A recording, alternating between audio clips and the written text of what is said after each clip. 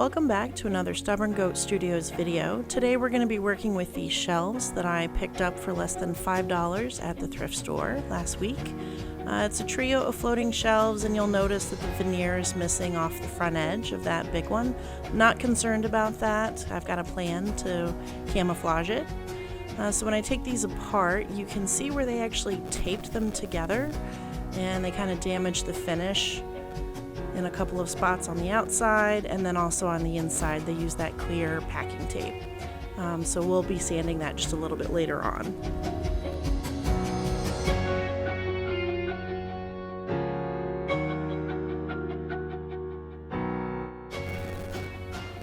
So first we're going to remove all of the hardware, and once that's completed, then we will do some sanding on the surface.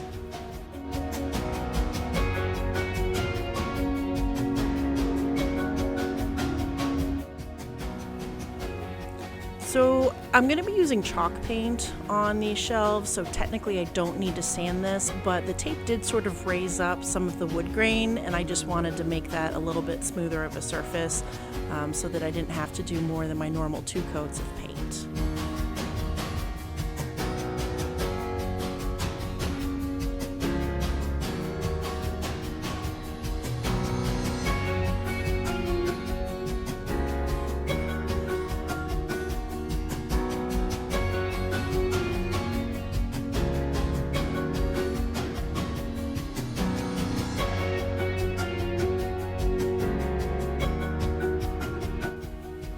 When you're doing your first coating of chalk paint, you don't have to be too careful or precious about it. Just slap the paint on. When you do a second coat, that's going to cover up any imperfections or streaking that you see in the first coat, so don't be too concerned about it.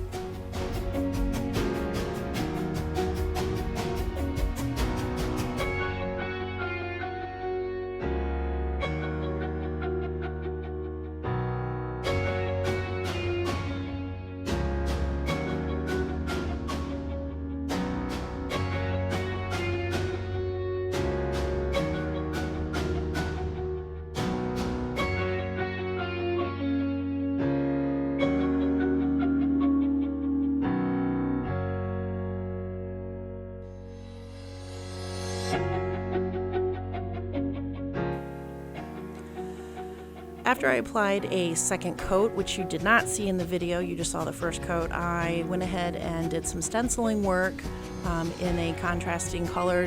This is actually called plaster, the color. The light blue color is called pool, and I just wanted to get a little detail on the inside and outside of the boxes. You're going to see that the placement is random, and honestly I hadn't done some stenciling in a really long time, and you'll see I kind of start off with more of a dabbing technique, which takes longer, and eventually I end up doing more of a circular kind of scrub it in technique.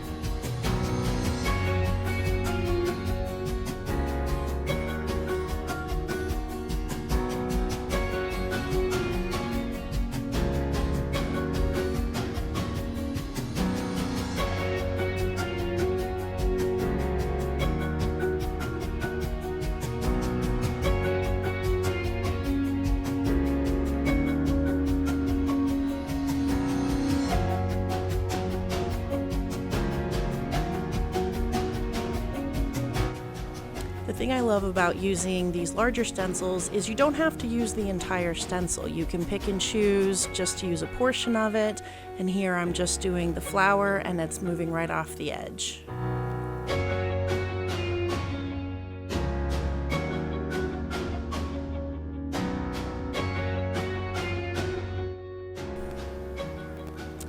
So I love having tweezers handy when I'm gonna wax, because inevitably I end up with a wayward bristle in my wax that I have to pick out. I'm just using a clear wax to coat over the entire set of shelves. And here you can see all the finished stencil work. You can see how I did stenciling on that edge, which completely disguised the fact that it did not have a veneer surface underneath. You can't even tell.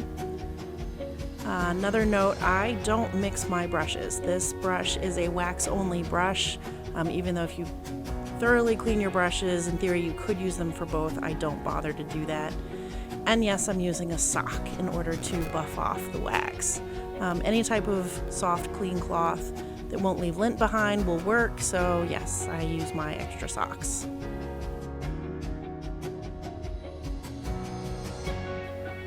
So here's the finished trio of floating shelves, and I plan to hang these up in the laundry room sometime soon.